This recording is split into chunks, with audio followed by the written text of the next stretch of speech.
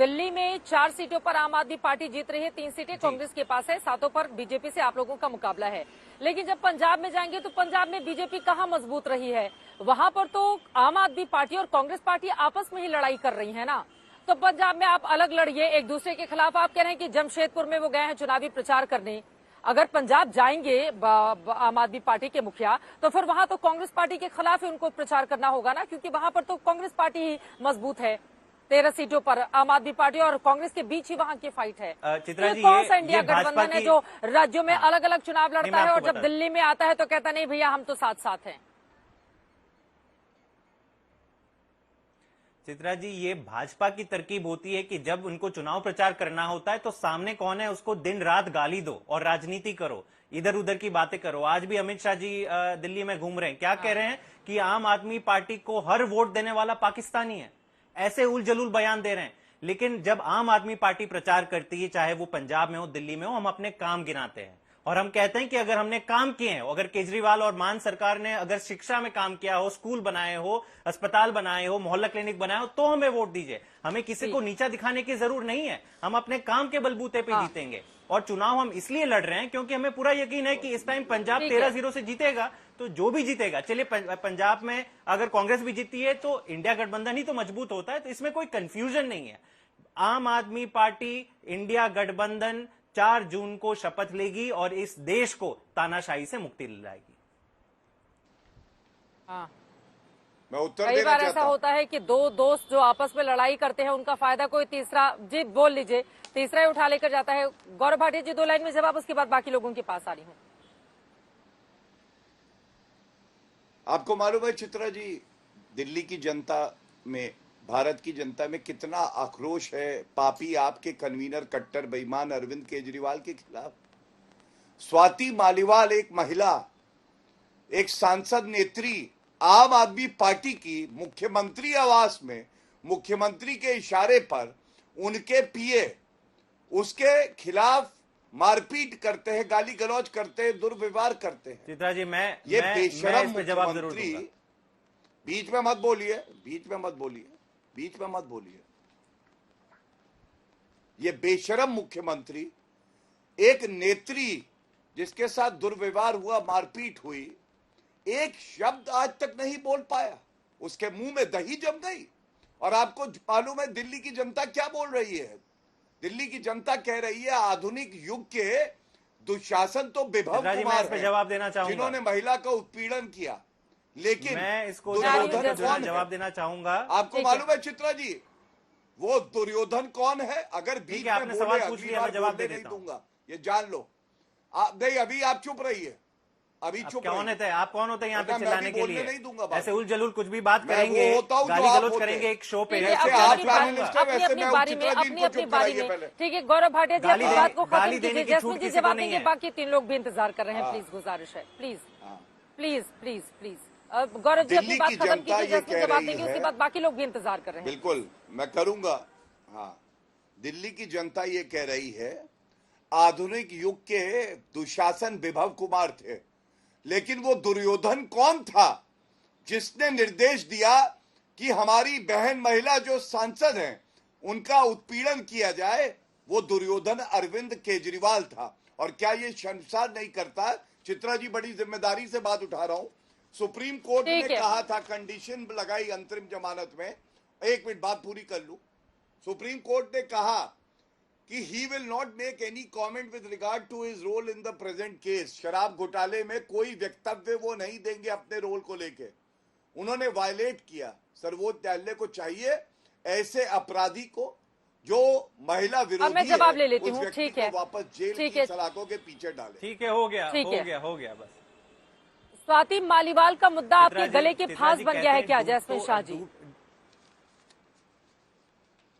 बिल्कुल नहीं चित्रा जी, कहते हैं डूबते को तिनके का सहारा होता है। भाजपा की हालत ये देख लीजिए, 10 साल से राज कर रहे हैं लेकिन दिल्ली में एक काम नहीं गिना पा रहे हैं। जब दिल्ली के लोग पूछते हैं तो कहते हैं स्वाति मालीवाल। अरे भाई, आप इतने बेबस, इतने लाचार हो गए कि आपको पूरा अपना लोकसभा चुनाव एक महिला के नाम पर आपको लड़ना पड़ रहा है। और दूसरी बात, ऐसी अगर अरविंद भाजपा केजरीवाल के जिनके घर की प्रधानमंत्री किसी के साथ ये हुआ होता तो यही बात बोलते, जिस काम कारगिल की के बात है। जवान उनको की, बोल लेने दीजिए गौरव जी, बीवी प्लीज। निर्वस्त्र होकर उसे घुमाई गई, उसकी बोल जब बात आती है तो चुप हो जाती है। जब ब्रजभूषण दिखाइए। शरण सिंह के इस बेशरम हरकतों की को बात दिखाइए। आती है, महिला रेसलर्स की बात आती है इस तो चुप बेशरम हो को जाती है। दिखाइए। प्रज्वल रेवन्ना को देश से बाहर भगाने वाली हजारों महिलाओं के साथ जो गौरव दुष्कर्म भाटिया। हुआ उस पर चुप रहने वाली भाजपा की आज आवाज आ जाती है, कहती है स्वाति मालीवाल। तो शर्म कीजिए, आपकी हैसियत नहीं है कि इस देश में महिला सुरक्षा पे बात कर सके। बेशरम है। आपके जितने कांड हुए हैं, आपके एमपीज, आपके एमएलए जितने रेपिस्ट निकले हैं, मुझे नहीं लगता भारत ये के स्वाति इतिहास में कोई मालीवाल भी का उत्तर राजनीतिक है। पार्टी इस स्तर तक गिरी है। और मणिपुर, 1 साल से मणिपुर जल रहा है। आपके मुख्यमंत्री क्या कहते हैं कि सैकड़ों महिला हैं जिनका गैंगरेप हो गया है। अरे भाई, शर्म आनी चाहिए आपको। कितने लोगों को आपने जेल में डाला। महिलाएं जो हैं मणिपुर की, उनको न्याय कब मिलेगा? हमारी चैंपियन रेसलर्स हैं, उनको न्याय कब मिलेगा? प्रज्वल रेवन्ना से इनके अगेंस्ट जिन जिन महिलाओं का जो केस है, उनको न्याय कब मिलेगा? इस पे हमारे साथ 3 और मेहमान हैं, एक भी टिप्पणी नहीं हो पाई है, वो लोग आधे घंटे से लगातार जुड़े हुए हैं, उनके पास जाते हुए। ठीक है अविनाश आदिक जी, ठीक है अविनाश आदिक जी, अब चूंकि 5 चरणों का मतदान संपन्न हो चला है, तो ये जो आरक्षण का दांव खेला जा रहा है दोनों ही तरफ से, एक लोग कह रहे हैं कि 400 सीटें आ गई तो आरक्षण खत्म कर देगी सरकार, दूसरी तरफ कहा जा रहा है कि आरक्षण में से SC ST OBC में से काट कर मुसलमानों को देने का पूरा इंतजाम कर रही है कांग्रेस पार्टी। ये बड़ा मुद्दा बनेगा क्या? चित्रा जी नमस्कार, सारे जो पैनल में बैठे हुए मेरे साथी सबको नमस्कार। आपने बहुत अहम सवाल उठाया है कि क्या अभी जिन मुद्दों पर चर्चा हो रही है, विवाद हो रहा है, इसका असर वोटिंग पे होगा क्या। मेरा ये मानना है कि जो 5 चुनाव के फेजेस पूरे हुए हैं, इसमें हमने देखा है कि चुनाव के प्रति बहुत ज़्यादा उत्सुकता, उत्साह मतदाताओं में नज़र तो नहीं आया। अब जिन मुद्दों पर बहस हो रही है और चर्चा हो रही है, इसका असर क्या होगा ये आपको, मुझे, हम सबको अगले 8-9 दिनों में मालूम पड़ जाएगा। अब क्योंकि चुनाव आखिरी चरण में आ रहे हैं हम लोग, 6ठे और 7वें चरण में, तो आज जिन मुद्दों पर यहाँ पर बहस हो रही है, इनको सुनने के बाद ऐसा लगता है कि जनता उदासीन होने का कारण कहीं ना कहीं हमारा ही रवैया है। हम सभी को इसका आत्मचिंतन करना होगा। और मैं चाहता हूँ कि ज़्यादा से ज़्यादा संख्या में लोग बाहर आएँ और चुनाव में शामिल हों, चुनाव प्रक्रिया में शामिल हो, अपने मत का अधिकार इस्तेमाल करें। अब जिन मुद्दों को लेकर ये बहस हो रही है वो महाराष्ट्र के बाहर है। महाराष्ट्र के लोगों को ज्यादा आत्मचिंतन करना है ना। देखिए, मैं कोलकाता में हूँ, पश्चिम बंगाल के लोग क्या शानदार वोटिंग करते हैं, 70%, 80% के आसपास। अब महाराष्ट्र के नेताओं को समझना होगा ना कि वहाँ पर इतनी ज्यादा उदासीनता क्यों है। वहाँ पर 4 इतनी बड़ी बड़ी अलग अलग पार्टियां हैं, उसके बावजूद अगर मतदाताओं में इस तरह की उदासीनता है तो उस पर मंथन तो नेताओं को ही करना होगा कि क्या स्थिति है इसके पीछे। जब 4 तारीख को सारे नतीजे आ जाएंगे तो जरूर इस पर हम लोग मंथन करेंगे, विचार विमर्श करेंगे। और 3-3.5 महीने में यहाँ पर महाराष्ट्र की विधानसभा का चुनाव होगा, उसमें हम एक दुरुस्त गठ की तरह, एक दुरुस्त महायुति की ओर से फिर एक बार जनता के सामने जाएंगे। ठीक है, अब मैं सीधे आपके पास आते हुए नरेंद्र वर्मा जी, अब सबके अपने अपने दावे हैं। एनसीपी शरद पवार गुट की ओर से भी कहा जा रहा है कि एनडीए तो गया, नरेंद्र मोदी को इतनी कम सीटें आएंगी, ये वो दुनिया भर का गिनाया जा रहा है। आप लोगों को कितनी सीटें मिलने जा रही हैं? आप लोग भी तो बड़े, वो तो 400 पार का नारा दे रहे हैं, लेकिन इंडिया गठबंधन की ओर से अभी तक कोई नारा निकलकर आंकड़ों के लिहाज से सामने आया नहीं है। तो बीजेपी तंज कस रही है कि आत्मविश्वास ही नहीं है उधर, उनको पता है कि कितनी सीटें आने वाली हैं, तो आंकड़े कहां से लेकर आएंगे? ऐसी स्थिति है क्या? चित्रा जी, हमारा देश लोकतंत्र के सबसे बड़े पर्व से गुजर रहा है और 2 बड़े गठबंधन, एनडीए और इंडिया, ये 2 बड़े गठबंधन इस वक्त मैदान में हैं। जब हम एनडीए की बात करते हैं, जिसका फुल फॉर्म है नेशनल डेमोक्रेटिक अलायंस, डेमोक्रेटिक, मैं डेमोक्रेटिक शब्द को अंडरलाइन करता हूं कि इसी एनडीए ने इस देश में 9 राज्यों में डेमोक्रेटिक तरीके से चुनकर आई हुई सरकार को अंडर ऑपरेशन लोटस उन्होंने नीचे खींची। अरुणाचल प्रदेश से उनकी शुरुआत हुई। अब दूसरा गठबंधन जो है वो है India, India nationalist democratic inclusive alliance. अब यहां इंक्लूसिव शब्द को मैं अंडरलाइन करता हूं चित्रा जी। इंक्लूसिव यानी हम सबको, फिर वो दलित हो, पिछड़ा हो, ओबीसी हो, किसान हो, महिला हो, युवक हो, सबको साथ में लेके। लेकिन बीजेपी का शीर्ष नेतृत्व जो है वो विपक्ष को बुलडोज करना चाहता है। दिल्ली के केजरीवाल 3 बार मुख्यमंत्री, 3/4 मेजॉरिटी से उनको जेल में डाल दिया। सोरेन जी को छत्तीसगढ़ में, झारखंड में जेल में डाल दिया।